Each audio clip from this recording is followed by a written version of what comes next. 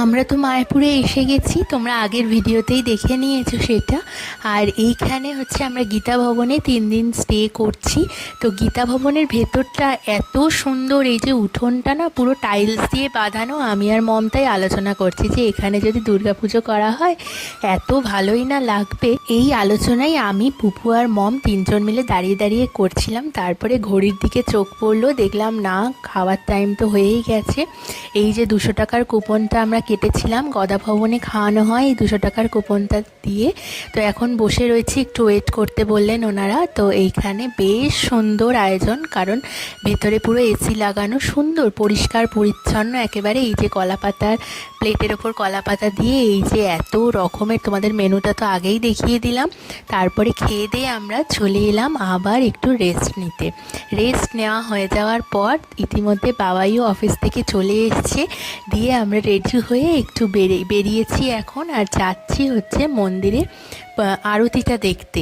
আর এদিকের ওয়েদার দেখেছো, এত সুন্দর। দুর্গাপুজোর কথা বলছিলাম না, মনে হচ্ছে না পুজো একদম কাছে এসে হাতছানি দিচ্ছে, মনে হচ্ছে পুজোর মধ্যেই আমরা যেন চলে এসেছি, এরকম মনে হচ্ছে। কিন্তু পুজোর তো কিছুদিন দেরি আছে। তো এই যে এখানে একটা টিয়া পাখি বসে রয়েছে, দেখো কি সুন্দর। আর চারিদিকে এত পাখির কিচিরমিচির, তার মধ্যে এই যে এই হনুমানগুলোর দেখা পাওয়া গেছে।